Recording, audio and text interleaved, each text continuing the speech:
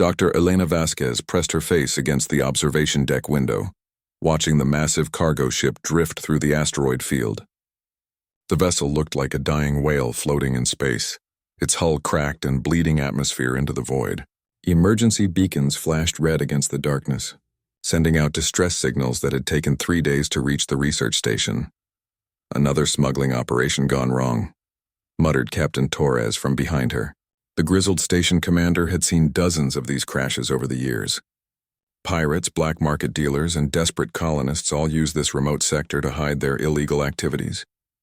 Probably carrying stolen tech or banned weapons. Elena pulled back from the window, her breath fogging the reinforced glass. She had been stationed on Research Outpost Gamma 7 for 2 years, studying the migration patterns of space-dwelling creatures in this forgotten corner of the galaxy.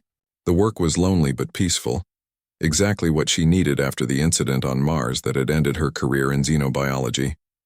The communication panel crackled to life. "This is Captain Sarah Chen of the merchant vessel Stellar Dawn," came a weak, static-filled voice.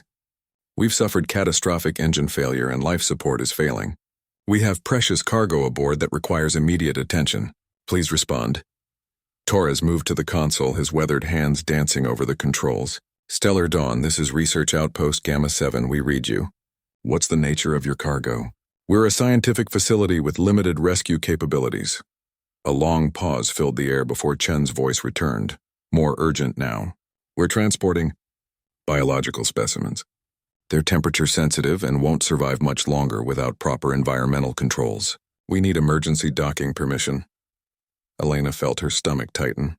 Biological specimens could mean anything from rare plants to dangerous pathogens. The galaxy was full of traders who dealt in exotic life forms, most of them operating outside legal boundaries. Some collected rare species for wealthy collectors, while others harvested creatures for their valuable organs or secretions. "Captain Chen, you need to specify the exact nature of these specimens before we can authorize docking," Torres replied, his voice taking on an official tone. "Galactic health and safety protocols require full disclosure." Another pause, longer this time. When Chen's voice returned, it carried a note of desperation. "They're dragon specimens, young ones. Look, I know how this sounds, but they're not what you think. We found them abandoned on a dead world in the Kepler sector.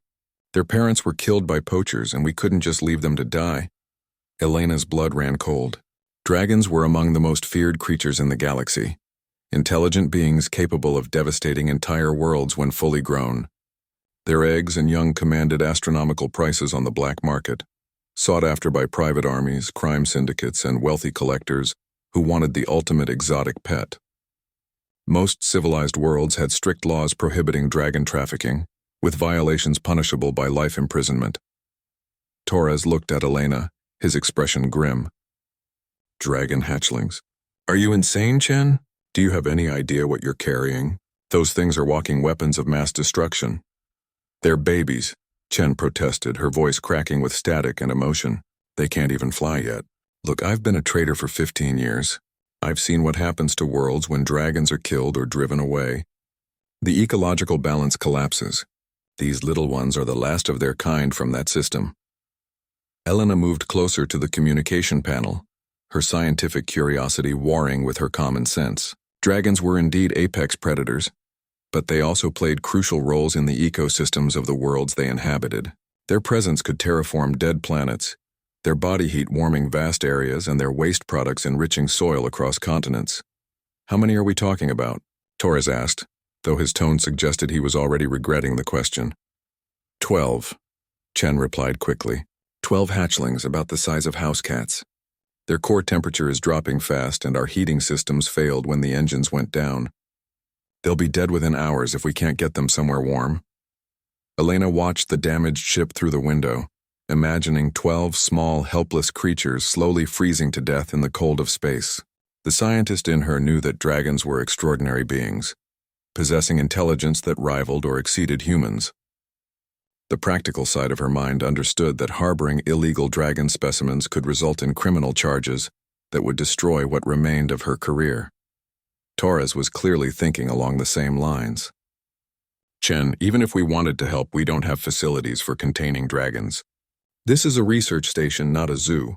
If those things get loose, they won't, Chen interrupted. I swear to you, they're weak and scared. Most of them haven't even opened their eyes yet. We have portable containment units, but the power cells are dying. All we need is a place to plug them in and maybe some basic heating elements. The captain looked at Elena, seeking guidance. She was the station's chief scientist and the only one with any real experience dealing with exotic life forms. The decision would ultimately be his, but she knew he valued her opinion. Elena stared at the dying ship, thinking about the 12 small lives hanging in the balance. Dragons might be dangerous when fully grown, but these were babies, orphaned and helpless. Every instinct she had as a scientist told her that preserving life was more important than following regulations, especially when that life belonged to a species that was rapidly disappearing from the galaxy. Captain, she said softly, I think we should bring them aboard. Torres stared at her for a long moment, then shook his head slowly. Elena, you know what happened the last time you made a decision based on your heart instead of your head. Are you really willing to risk everything again for 12 baby dragons? The question hit her like a physical blow, bringing back memories she had tried hard to forget. The failed experiment on Mars, the accusations of reckless endangerment, the disgrace that had ended her promising career in xenobiology. She had come to this remote station to escape that past, to find some small measure of peace in her work. But as she looked out at the dying ship, she realized that some things were worth the risk. Elena found herself in the cargo bay 20 minutes later, watching as the emergency docking tube connected to the damaged merchant vessel with a soft thud. The seal indicators flashed green, and Torres nodded to his 2 security officers. Both men looked nervous, their hands resting on the stunners at their belts. Remember, Torres said, his voice echoing in the large space. We're taking a huge risk here. If this goes sideways, we're all looking at serious prison time. The airlock cycled open and Captain Sarah Chen emerged first. She was younger than Elena had expected, maybe 35 with short brown hair and intense green eyes. Behind her came 2 crew members pushing a large hovering cart loaded with what looked like oversized pet carriers. Thank you, Chen said, extending her hand to Torres. I know this puts you in a difficult position. Elena stepped forward, her gaze fixed on the carriers. They were military-grade containment units, the kind used for transporting dangerous specimens. Each one was about the size of a small refrigerator, with thick transparent walls and complex life support systems. Soft blue lights glowed from within several of them. How are they doing? Elena asked, moving closer to examine the containers. Chen's expression grew worried. Not good. Their body temperature has dropped 15 degrees in the last hour. We've lost 3 already. Elena felt her heart sink. She approached the nearest carrier and peered through the transparent wall. Inside, curled up on what looked like heated blankets, was a small creature about the size of a kitten.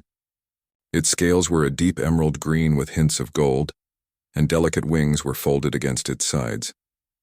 The baby dragon's breathing was shallow and rapid. They're beautiful, she whispered, unable to hide her wonder. They're dangerous, Torres corrected, though his own voice carried a note of fascination. Even as babies, dragons possess capabilities we don't fully understand. Telepathic abilities, energy manipulation, accelerated healing. Chen nodded grimly. That's part of the problem. They're trying to regulate their own body temperature using their natural abilities, but it's exhausting them. The smaller ones don't have enough energy reserves to keep it up much longer. Elena studied the other containers, noting that several appeared to be empty, while others held barely moving forms. The sight of the struggling hatchlings triggered something deep in her scientific mind, the same drive that had led her to xenobiology in the first place. We need to get them to the lab immediately, she said, turning to Torres.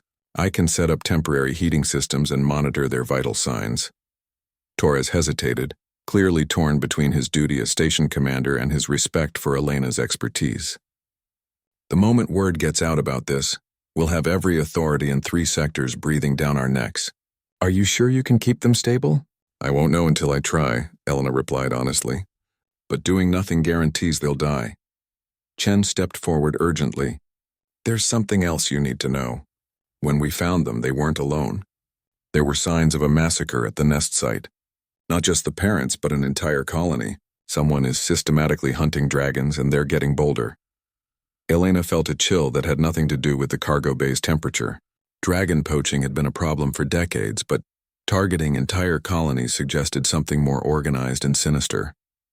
Dragons were protected under the Galactic Species Preservation Act, with violations carrying severe penalties.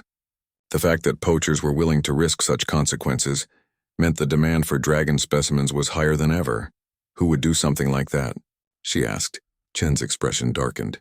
Corporate collectors, private military contractors, research facilities willing to pay premium prices for live specimens. The black market value of a healthy dragon hatchling is around 50 million credits. For an adult breeding pair, the price goes into the billions. Torres ran a hand through his graying hair. And here we are, sitting on 12 of them. If word gets out, every criminal organization in the galaxy will come looking for us.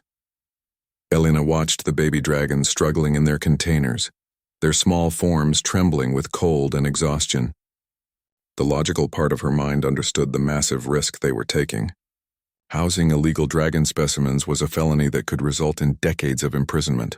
The station could be seized by authorities and everyone aboard could face criminal charges. But the scientist in her couldn't ignore the opportunity. Dragons were among the most intelligent species in the galaxy, with cognitive abilities that surpassed most sentient races. They possessed natural manipulation of energy fields, could survive in environments that would kill other creatures, and lived for thousands of years. Studying them could unlock secrets about evolution, consciousness, and the nature of life itself. More importantly, these weren't specimens in a laboratory. They were orphaned children whose parents had been murdered by poachers. Abandoning them to die felt like a betrayal of everything she believed in as a scientist and as a person. "Captain," she said quietly, "I know the risks, but if we don't help them, who will? The galactic authorities are too busy with politics to protect endangered species. Private organizations are often fronts for the same criminals who kill their parents. We might be their only chance." Torres studied her face for a long moment, then sighed heavily. "All right, we'll give it a try. But the moment this becomes more dangerous than we can handle, we're turning them over to the nearest authority." "Understood?" Elena nodded, though privately she wondered if she would be able to follow through on that promise when the time came. She had already lost one career for putting scientific ethics ahead of regulations. She wasn't sure she could bear to lose another. Chen looked relieved but also worried. "There's one more thing. These hatchlings haven't been properly socialized. In the wild, dragon parents spend months teaching their young how to control their abilities. Without that guidance, they might be unpredictable." As if summoned by her words, a soft chirping sound emerged from one of the containers. Elena looked down to see that one of the baby dragons had awakened and was pressing against the transparent wall with tiny clawed feet. Its large eyes, a brilliant shade of amber, fixed on her face with an intelligence that was both startling and humbling. For a moment, Elena felt as though the creature was looking directly into her soul, evaluating her character and intentions. Then the baby dragon made a sound that was almost like a purr, and she realized that whatever happened next, there was no turning back. Elena spent the next 18 hours in her laboratory, working frantically to stabilize the dragon hatchlings. She had converted the main research bay into a makeshift nursery, using every heating element and environmental control system available on the station. The baby dragons were arranged in a semicircle, their carriers connected to monitoring equipment that tracked their vital signs. Dr. James Wright, the station's medical officer, stood beside her reviewing the data displays. His expression was a mixture of fascination and concern as he watched the readouts fluctuate. "Their metabolism is unlike anything I've seen," he said, pointing to a spike in one dragon's energy output. "Look at this little one. Its core temperature just jumped 3 degrees in under a minute." Elena followed his gaze to the smallest of the hatchlings, a silver-scaled creature no bigger than a hamster. Despite its size, it was generating more heat than creatures 10 times larger. "They're trying to warm each other," she realized. "It's a survival mechanism. The stronger ones are sharing their energy with the weaker ones." The discovery both amazed and worried her. Dragons were social creatures, but this level of cooperation in newborns suggested an intelligence that developed much earlier than anyone had previously understood. It also meant that separating them could be fatal for the weaker individuals. Captain Chen had remained on the station, unable to leave until her ship's engines were repaired. She spent most of her time in the lab, watching over the hatchlings with the dedication of a protective parent. Elena had initially been suspicious of the traitor's motives, but It was becoming clear that Chen genuinely cared about the creature's welfare. "How long have you been caring for them?" Elena asked during a brief break in their monitoring duties. Chen looked up from the container where she had been gently stroking one of the babies through a feeding port. 2 weeks. We found them on Kepler 442c, what used to be called Dragon's Haven before the mining companies moved in. The entire ecosystem was dead except for these 12. Elena pulled up star charts on her personal tablet, locating the Kepler system. "That's mining territory now." "What were you doing there?" "Salvage work," Chen replied, though something in her tone suggested there was more to the story. "The mining operations left behind a lot of valuable equipment when the dragons disappeared. We were contracted to recover what we could." Elena studied the woman's face, noting the tension around her eyes. "The dragons didn't just disappear, did they?" "They were killed," Chen's shoulders sagged. "Systematically. The mining consortium wanted them gone because adult dragons interfere with heavy machinery. Their natural electromagnetic fields disrupt electronics, so they hired exterminators." The casual way she said the word made Elena's stomach turn. Exterminators were mercenaries who specialized in eliminating problem species from colonized worlds. They operated in legal gray areas, often hired by corporations who wanted to avoid the paperwork and bad publicity that came with official pest control operations. "We found the nest in a cave system that the miners had overlooked," Chen continued. 12 eggs perfectly preserved in some kind of stasis field. The parent dragons must have put them into hibernation before they died, hoping someone would find them. Elena felt tears forming in her eyes. The idea of dragons sacrificing themselves to save their young was heartbreaking, but it also demonstrated a level of foresight and hope that spoke to their remarkable intelligence. A soft chiming sound from the monitoring equipment drew her attention back to the present. One of the larger hatchlings, a red-scaled creature with gold markings, was showing signs of increased brain activity. The EEG patterns were unlike anything she had seen in any terrestrial species. "Dr. Vasquez," Wright said urgently, "you need to see this." Elena rushed to his side, looking at the brain scan display. The red dragon's neural activity was spiking in patterns that suggested complex thought processes. As she watched, the creature opened its eyes and looked directly at her.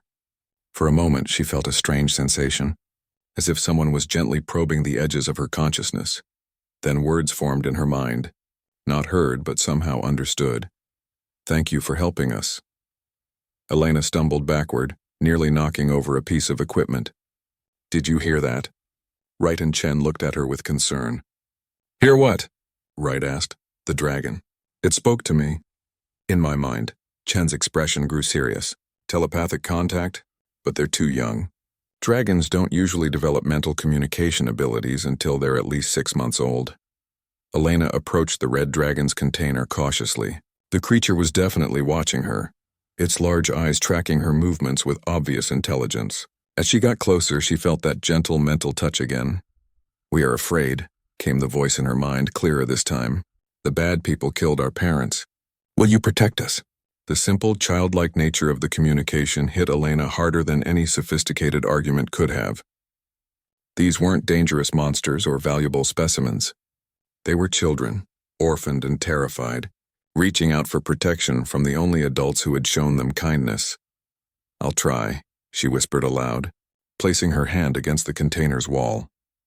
The red dragon pressed its tiny paw against the barrier from the inside, and Elena felt a wave of gratitude flow through the mental connection. Around the semicircle, the other hatchlings began to stir, apparently responding to their siblings' communication with the human. Wright was staring at the monitoring equipment in amazement. "Elena, look at this. Their neural activity is synchronizing. They're all connected somehow."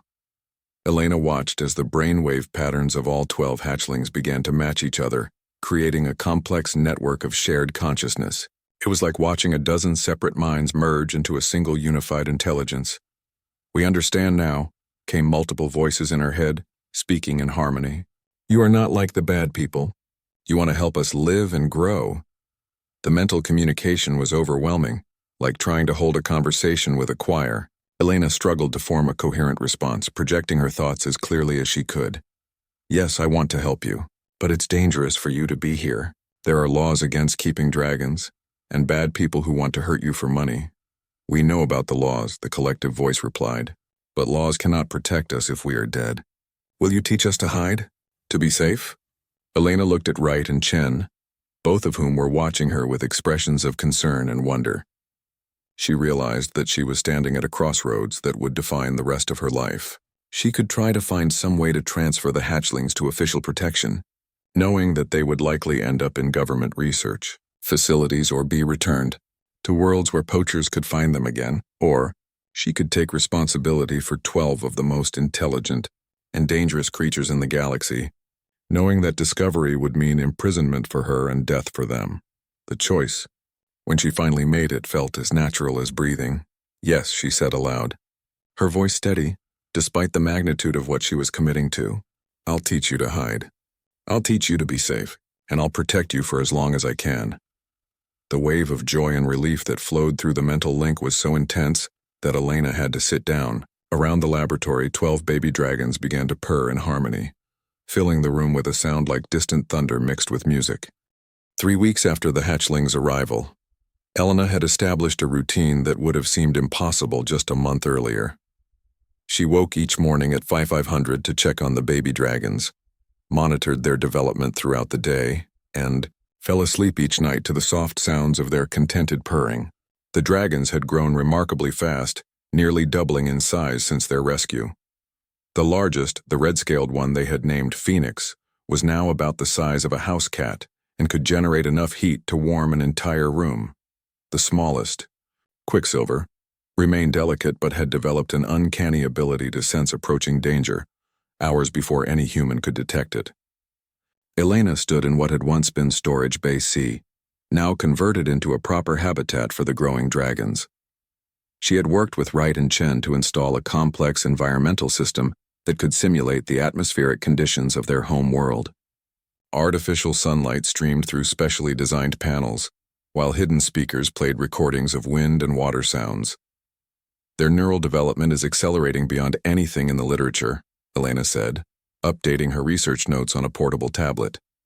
She watched as Phoenix and 2 of his siblings worked together to manipulate a complex puzzle box, their tiny claws moving with precision that would challenge most adult humans. Chen approached from where she had been feeding the smaller hatchlings. Her ship had been repaired days ago, but she had chosen to stay and help care for the dragons. The telepathic network is getting stronger too. Yesterday I saw them coordinate a hunt for the mechanical mice you built. They moved like a single organism. Elena nodded, remembering the incident. She had created several robotic toys to help the dragons develop their hunting instincts, but had been amazed to watch them plan and execute strategies with military precision. The level of cooperation and intelligence they displayed was far beyond what should have been possible for creatures so young. Dr. Wright emerged from his examination of the newest hatchling, a golden-scaled female they called Aurora. I'm seeing cellular regeneration rates that exceed anything in known biology.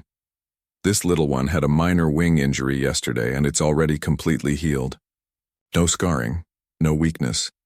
It's as if the damage never occurred. The implications were staggering.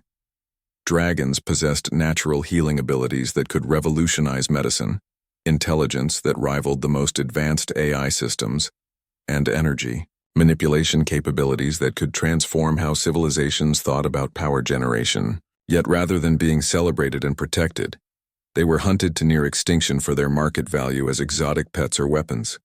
Captain Torres entered the habitat, his expression troubled. Over the past weeks, he had gradually warmed to the dragon's presence, especially after Quicksilver had warned them about a dangerous malfunction in the station's reactor core. But Elena could see that something was bothering him.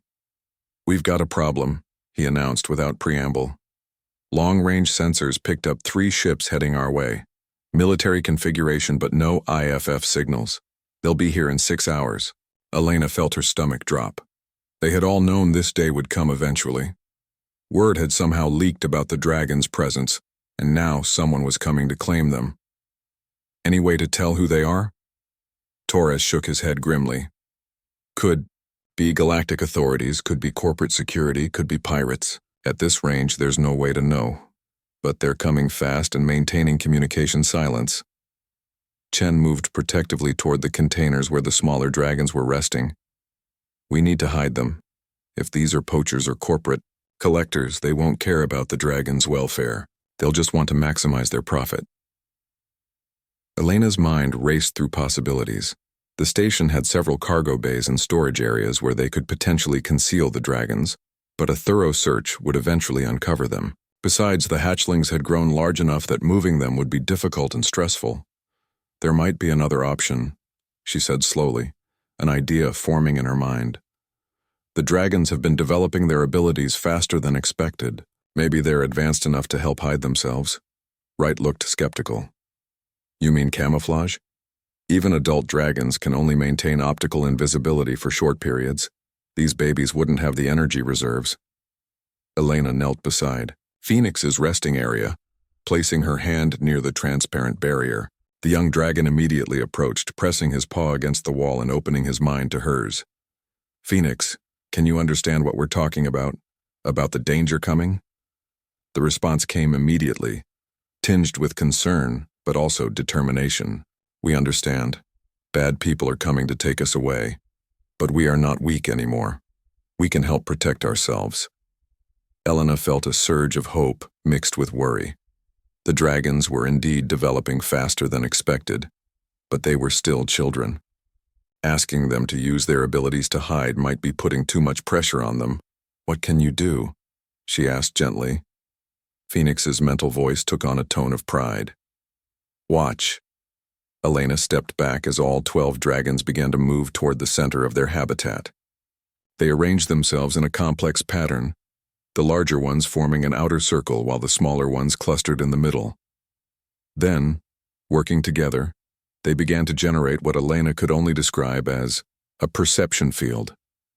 The air around them seemed to shimmer, and Elena felt her eyes wanting to slide away from the dragon's location. It wasn't true invisibility, but rather a form of mental camouflage that made observers want to look elsewhere.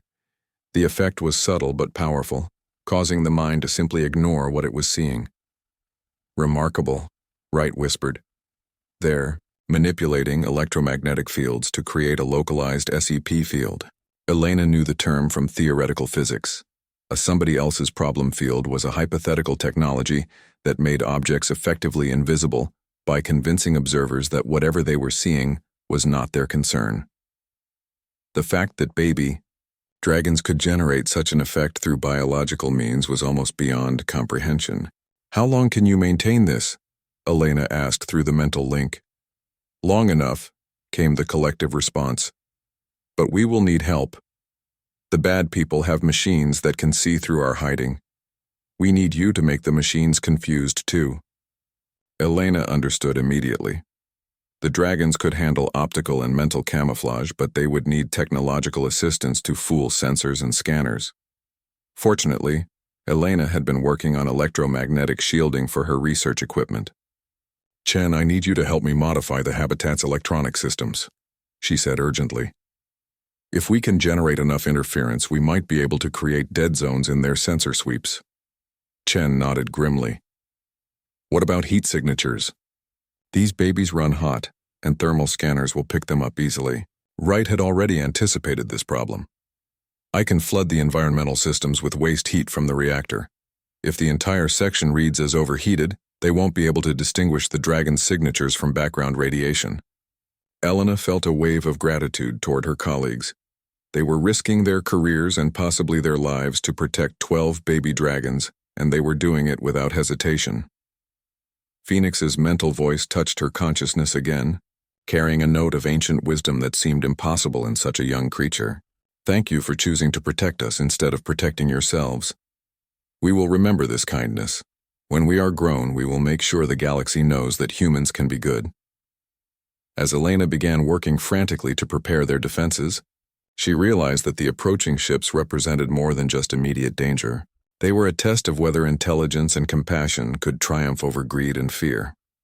The outcome would determine not just the fate of 12 dragon hatchlings, but possibly the future relationship between two of the galaxy's most remarkable species. Elena crouched in the modified habitat, watching the security monitors as 3 sleek black ships approached the research station. The vessels moved with the predatory grace of military craft, but bore no identification markings. Their hulls absorbed scanner beams rather than reflecting them, suggesting advanced stealth technology. Behind her, the 12 dragon hatchlings maintained their perception field with impressive discipline. To any casual observer, the center of the habitat appeared to contain nothing more than empty space and scattered equipment. Even Elena found her eyes wanting to slide away from the area where she knew the babies were hiding. Captain Torres's voice crackled through her earpiece. Lead ship is requesting permission to dock. They're claiming to be Galactic Wildlife Protection Officers investigating reports of illegal species trafficking. Elena felt a chill of fear. Real wildlife protection officers would have proper identification and would follow standard protocols. These visitors were clearly something else entirely, though their cover story was cleverly chosen. Anyone who refused to cooperate with supposed authorities would immediately appear guilty. Grant them permission, Elena replied quietly, but make sure our security teams are ready. Through the mental link, she could feel the dragon's growing anxiety. The babies could sense the approaching danger even more clearly than the humans could. Their collective consciousness was focused and alert, like a dozen pairs of watchful eyes scanning for threats. Stay calm, Elena projected to them. Remember, you're just empty space. Nothing to see here. Phoenix's mental voice carried forced bravery. We understand. But we can smell their intentions. They want to hurt us. Elena wished she could comfort them more directly, but any movement toward their hiding spot might compromise the illusion. Instead, she focused on radiating calm confidence through the mental link, hoping to help stabilize their emotions. The docking procedure took 20 minutes, during which Elena's team made final adjustments to their deception. Wright had successfully flooded the environmental systems with waste heat, creating thermal noise that would mask the dragon's signatures. Chen had installed signal jammers that would interfere with detailed sensor sweeps while still appearing to be routine station equipment. When the visitors finally arrived in the habitat, Elena was struck by how wrong they looked. The three individuals wore perfect galactic wildlife protection uniforms and carried authentic-looking credentials, but their movements were too synchronized, their eyes too cold. These were not scientists or conservationists. They were hunters. The leader, a tall woman with silver hair and predatory eyes, stepped forward with bureaucratic authority.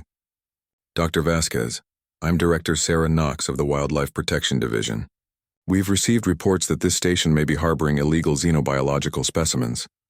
Elena stood slowly, keeping her expression neutral despite her racing heart. Director Knox, I wasn't aware that any reports had been filed. This is a legitimate research facility operating under proper academic authorization. Knox smiled, but the expression never reached her eyes. I'm sure it is, Doctor. However, we have reliable intelligence suggesting that dragon specimens may have been brought to this station. As I'm sure you know, unauthorized possession of dragons is a serious federal crime.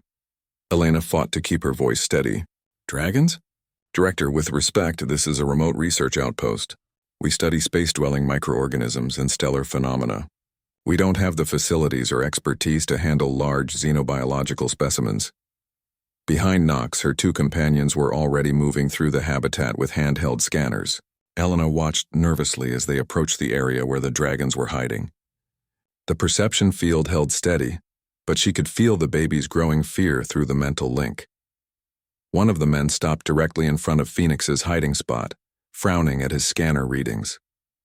Director, I'm getting some strange electromagnetic interference in this section.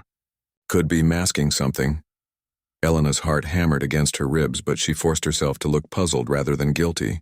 Oh, that's probably just the new research equipment we installed last month. We're studying cosmic ray interactions with metallic surfaces. The EM field generators tend to play havoc with standard sensors.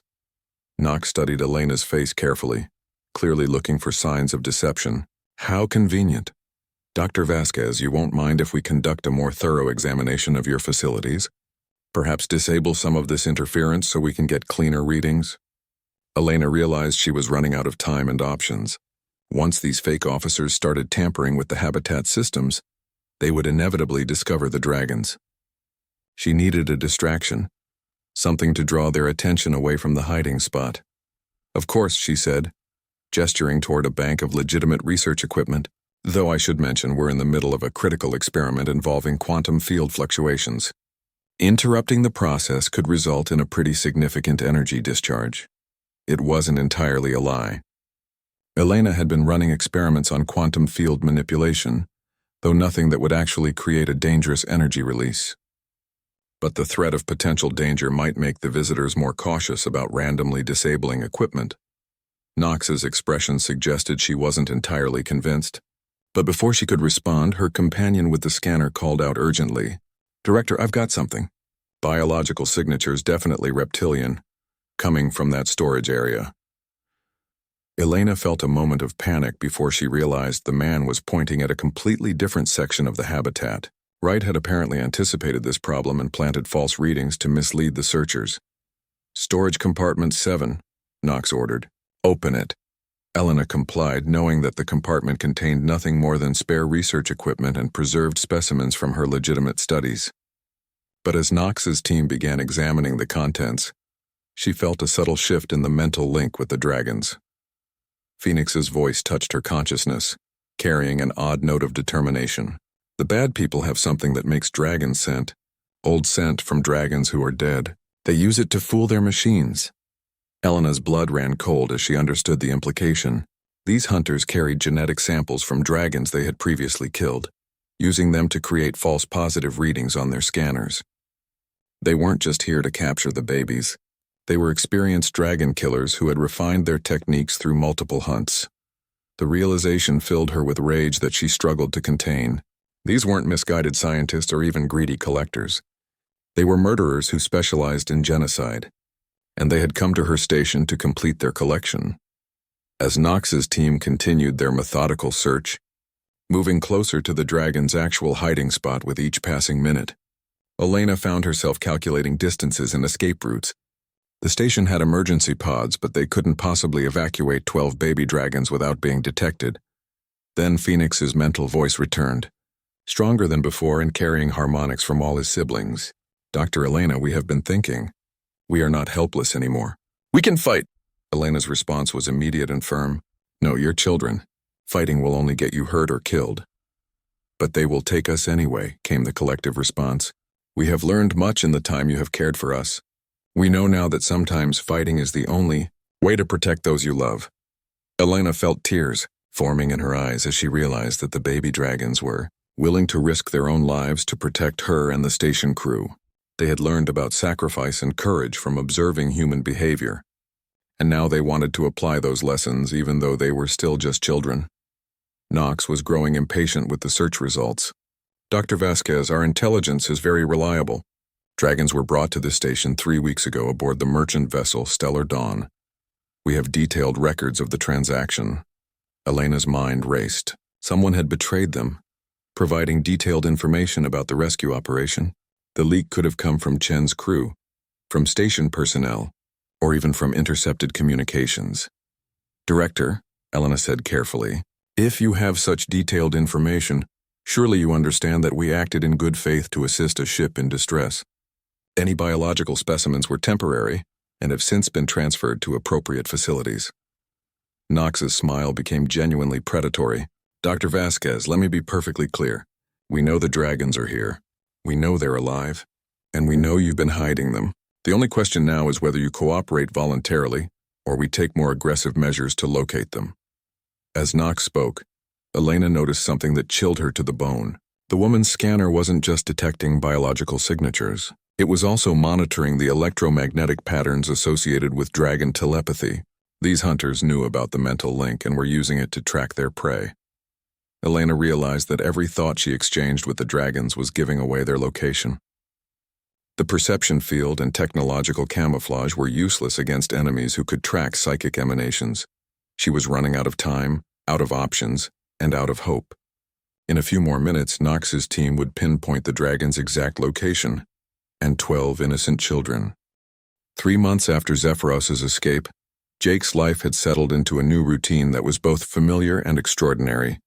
On the surface, he remained the same young mechanic who repaired ships and maintained station systems. But beneath that ordinary exterior, he was becoming something unprecedented in the modern galaxy, a human who carried the knowledge and friendship of a space dragon. The mental connection with Zephyros had evolved over time. What had started as simple emotional communication had developed into something far more complex. Jake could now access fragments of the dragon's vast memory, seeing glimpses of ancient worlds and long-dead civilizations. In return, Zephyros experienced human creativity and innovation through Jake's daily work, marveling at the ingenuity of the younger species. Jake's reputation as a mechanic had grown throughout the sector. Ship captains would travel extra days to reach Frontier Station, hoping to benefit from his seemingly miraculous diagnostic abilities. What they didn't know was that Jake was seeing their ships through dragon senses, perceiving energy flows and structural weaknesses that no human eye could detect. One morning, Jake was working on a trader's cargo hauler when he felt an urgent pulse from Zephyros. The dragon was trying to warn him about something, projecting images of council ships moving through nearby star systems. But these weren't ordinary patrol vessels. They were specialized hunter ships equipped with advanced dragon detection equipment. Through their connection, Jake learned that the council had not given up on finding Zephyros. Commander Vex had been reassigned to a special task force dedicated to hunting the escaped dragon. They had developed new scanning technologies based on the energy traces left behind during the reactor incident at Frontier Station. The hunters were getting closer, systematically searching every asteroid field and nebula in the sector. Eventually, they would find Zephyros's hiding place, and this time they would be prepared for the dragon's abilities. Jake felt fear grip his heart as he absorbed this information. He had thought Zephyros was safe, hidden among the cosmic radiation of the asteroid field, but the Council's new technology was specifically designed to penetrate such hiding places. That evening, Jake made an excuse to old Pete about needing to test some equipment in the outer system. He took one of the station's small survey ships and flew toward the asteroid field where Zephyros waited. The journey took 6 hours, and Jake spent the time thinking about what they could do. He found the dragon hidden in the shadow of a massive asteroid, its dark scales making it nearly invisible against the rocky surface. But when Zephyros saw Jake's ship approaching, the creature's scales brightened with joy. It had been lonely during its months of hiding, cut off from all contact except for their mental link. Jake docked his ship against the asteroid and activated his environmental suit. He walked across the rocky surface to where Zephyros waited, feeling the dragon's happiness wash over him through their connection. "We have a problem," Jake said as soon as he was close enough to touch the dragon's massive head. "The Council has developed new tracking technology. They're going to find you eventually." Through their mental link, Zephyros shared its own observations. The dragon had sensed the hunting ships moving through the system, and it knew that its hiding place was only temporary. But more importantly, Zephyros had been using its months of solitude to explore the galaxy through cosmic senses that no artificial technology could match. What the dragon had discovered changed everything. Zephyros projected a series of images that took Jake's breath away. Hidden throughout the galaxy were other dragons, not dead as the Council claimed, but in deep hibernation. They had retreated to places where no ships could follow, the hearts of gas giants, the cores of dead planets, the event horizons of black holes. They were waiting, sleeping until it was safe to emerge again. But the hibernating dragons were weakening. Cut off from cosmic radiation and each other, they were slowly fading away. If something didn't change soon, they would die in their sleep and the dragon species would truly become extinct. "How many?" Jake asked, overwhelmed by the implications. Zephyros showed him star maps dotted with dozens of locations. There were at least 50 dragons hidden throughout the galaxy, maybe more. They weren't just individuals. They were families, communities, entire generations of dragons who had gone into hiding rather than face extinction at the hands of the Council. "We have to wake them up," Jake said. "We have to find a way to bring them back." But Zephyros projected sadness along with the hope. The sleeping dragons could only be awakened by their own kind, and only with massive amounts of cosmic energy. A single dragon, even one as powerful as Zephyros, couldn't generate enough energy to wake even one of the sleepers. Unless, through their connection, Jake felt Zephyros considering a desperate plan. There was a way to amplify a dragon's power, but it required a perfect harmony between dragon and human consciousness. The ancient dragon friends had achieved such harmony, becoming partners in ways that enhanced both species' abilities. Jake understood immediately. Zephyros was offering to share not just knowledge and friendship, but its very essence. It was offering to merge their consciousness permanently, creating something new, a hybrid being with human creativity and dragon power. The process would be irreversible and dangerous. Jake would no longer be entirely human, and Zephyros would no longer be entirely dragon. They would become something unprecedented, a bridge between two species that could change the fate of the galaxy. What would happen to me? Jake asked, though he already suspected the answer. Zephyros projected honesty along with hope. Jake's human body would be transformed, gaining the ability to survive in space and manipulate cosmic energy. His lifespan would be extended to match a dragon's centuries. But he would also become a target for the Council, hunted as relentlessly as any dragon. More importantly, Jake would have to leave behind his old life completely. He couldn't return to Frontier Station or maintain his human relationships. He would become something that existed outside normal society, working to wake the sleeping dragons and restore their species to the galaxy. Jake looked back toward the distant lights of Frontier Station, thinking about old Pete and the other friends he would be leaving behind. He thought about the quiet life he had built as a mechanic, the simple satisfaction of fixing things and helping people. But then he thought about the sleeping dragons, slowly dying in their hidden sanctuaries. He thought about the knowledge and wisdom that would be lost forever if the dragon species became extinct. He thought about the galaxy as it could be, with dragons and humans working together again as they had in ancient times. Through their connection, Zephyros assured Jake that the choice was entirely his. The dragon would understand if Jake chose to remain human, and would find another way to fight for its people's survival. There would be no judgment, no resentment, only gratitude for everything Jake had already done. Jake closed his eyes and felt the weight of the decision. He was 24 years old with his whole human life ahead of him. He could walk away now, return to the station, and live a normal life while carrying the secret knowledge of the dragons. It would be a good life, a safe life, but it wouldn't be the life that could save an entire species from extinction. Jake opened his eyes and looked into Zephyros's ancient silver gaze. How do we do this? The dragon's joy flooded through their connection like starlight. Zephyros had hoped Jake would choose to help, but hadn't dared to expect it. The young human's courage and compassion reminded the dragon why its species had once loved working alongside humanity. Zephyros explained the process through images and emotions. They would need to return to a place of power, somewhere with enough cosmic energy to fuel the transformation. The dragon knew of an ancient site, a nexus where multiple star systems converged and cosmic radiation reached incredible concentrations. The journey would take weeks, and they would have to avoid the Council hunter ships that were still searching the sector. But if they could reach the nexus, Zephyros could begin the process of merging their consciousness and transforming Jake's human form. Jake took one last look toward Frontier Station, sending a silent goodbye to the life he was leaving behind. Then he activated his ship's communication system and sent a message to old Pete. Taking extended leave to pursue new opportunities, the message said, "Thank you for everything you taught me. Take care of the station."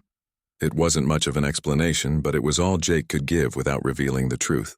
Pete would be confused and worried, but he would also understand that sometimes people had to follow their own path, no matter how strange it might seem. Jake sealed his ship and prepared for the journey to the cosmic nexus. As Zephyros emerged from the asteroid's shadow and spread its wings, Jake felt the first stirrings of transformation beginning in his mind. The process had already started, triggered by his decision to accept the dragon's offer. Together they flew toward the distant stars, leaving behind the safety of the asteroid field and Jake's old life. Ahead lay danger, transformation, and the possibility of awakening an entire species from its enforced slumber. Jake had chosen to become something new, something that had never existed before in the cosmic nexus was unlike anything Jake had ever imagined. 3 star systems converged at this point in space, creating a maelstrom of intersecting gravity wells and cosmic radiation. Stellar winds from 6 different suns created aurora patterns that painted the vacuum in impossible colors. Ancient structures drifted in the chaos, the remains of a civilization that had harnessed the Nexus's power millions of years ago. Jake piloted his small ship through the dangerous currents while Zephyros flew alongside, its scales glowing as it absorbed the intense radiation. The dragon's excitement was infectious, flowing through their mental connection like liquid fire. This place held memories for Zephyros, ancient gatherings where dragons had come to share knowledge and celebrate their existence. The transformation happens here, Zephyros projected, guiding Jake toward a massive crystalline structure that floated at the Nexus's heart. The crystal was larger than a space station, its faceted surface reflecting the light of 6 suns in patterns that seemed to shift with conscious intent. As they approached the crystal, Jake felt something awakening within its depths. This wasn't just an ancient structure, it was alive, aware, waiting.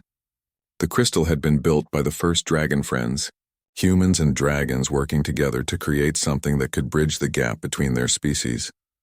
Jake docked his ship against the crystal's surface and stepped outside in his environmental suit, but as soon as his feet touched the crystalline ground, he realized the suit was unnecessary.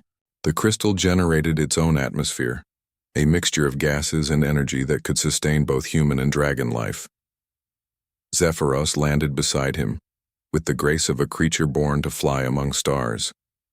The dragon's massive form seemed small against the vast expanse of the crystal, but its presence filled the space with warmth and ancient wisdom. "Are you ready?"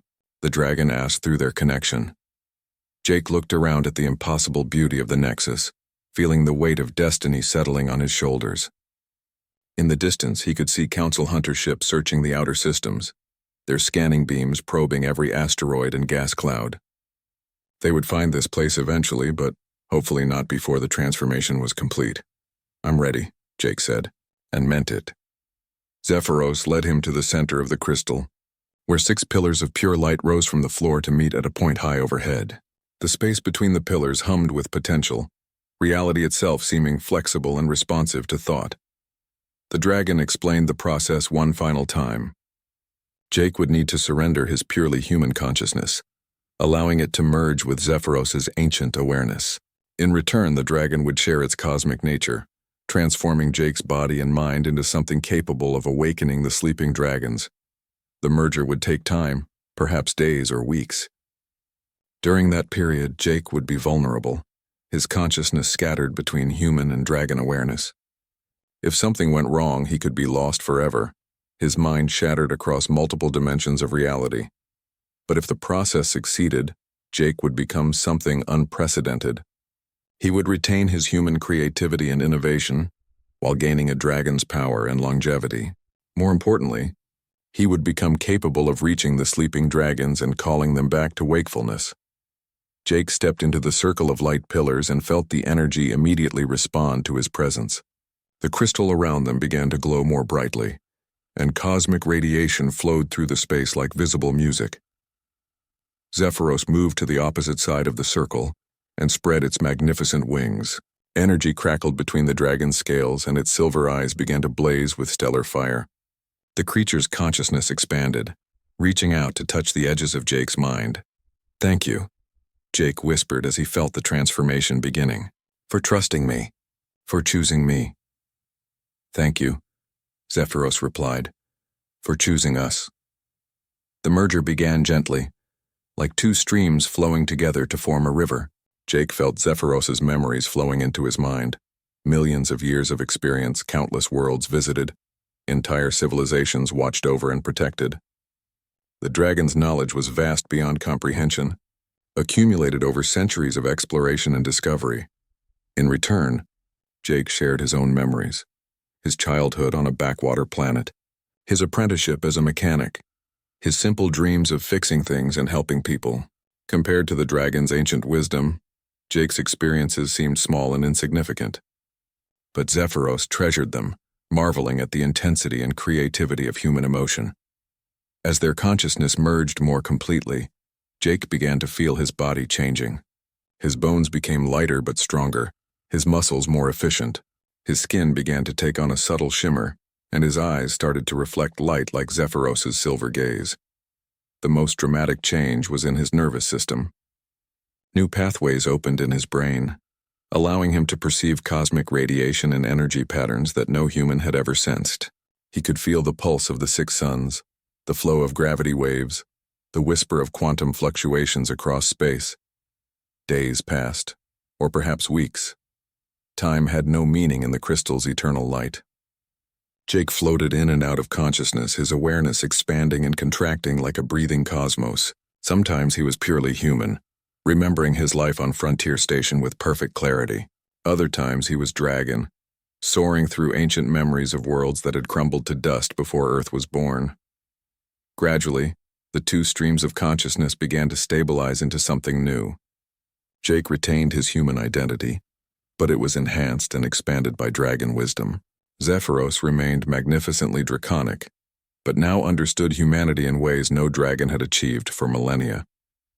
When the transformation was finally complete, Jake opened his eyes and saw the universe with new vision. Energy patterns danced through space like living art, and he could sense the location of every sleeping dragon in the galaxy. They were there, waiting in their hidden sanctuaries, their life forces dimmed but not extinguished. Jake stood up and realized that his body had been fundamentally changed. He was still recognizably human, but taller and more graceful. His skin held a subtle luminescence, and his eyes now reflected starlight. When he moved, energy swirled around him like visible emotion. Zephyros had changed too. The dragon seemed more solid, more present in physical reality. Its scales now showed hints of the same luminescence that marked Jake's transformation, and its ancient eyes held new depths of understanding. "We are something new," Jake said, his voice carrying harmonics that had never existed before. "We are the bridge," Zephyros agreed, "between what was and what will be." Together, they turned their attention to the sleeping dragons. Jake could feel them scattered across the galaxy like dormant stars waiting to ignite. The nearest was hidden in the core of a gas giant 3 systems away. It had been sleeping for over 2 centuries, its life force barely maintaining the minimum needed for survival. Jake reached out with his new abilities, projecting a call across interstellar space. It was a song without words, a harmony of human creativity and dragon power that resonated through cosmic radiation. The call traveled faster than light, carried by quantum entanglement and the mysterious forces that dragons had always used for communication. In the core of the distant gas giant, something stirred. The sleeping dragon felt the call and began to respond, its dormant consciousness awakening for the first time in 200 years. Life force flowed back into crystalline bones, and ancient eyes opened to perceive reality once again. The awakening process was slow, taking hours as the dragon's metabolism returned to normal function. But Jake could feel it happening, could sense the moment when the sleeping giant fully returned to consciousness and realized it was no longer alone. Joy exploded across the mental link as the awakened dragon discovered that others of its kind still lived. The call had carried more than just awakening. It had transmitted the knowledge that Zephyros survived, that a human had chosen to help, that hope existed for their species. One by one, Jake began calling to the other sleeping dragons. Each awakening was unique, shaped by the individual dragon's personality and the circumstances of its long sleep. Some responded quickly, eager to return to life. Others were cautious, requiring gentle persuasion to emerge from dreams that had sustained them through centuries of hiding. As the dragons awakened across the galaxy, they began to communicate with each other, sharing locations and coordinating their emergence. They were careful to avoid areas where council forces were present, but they were no longer hiding in total isolation. The transformation was working. The dragon species was returning to life, but Jake and Zephyros knew their work was far from over. The council would not accept the return of the dragons, and Commander Vex's hunter ships were still searching for Zephyros. Soon the council would realize that multiple dragons were active again, and they would respond with overwhelming force. The awakened dragons would need time to recover their strength and rebuild their communities. They would need safe places to gather and share knowledge. Most importantly, they would need allies among the younger species, humans and others who could see past council propaganda to understand what dragons really represented. Jake looked out at the cosmos with his new vision, seeing possibilities that stretched across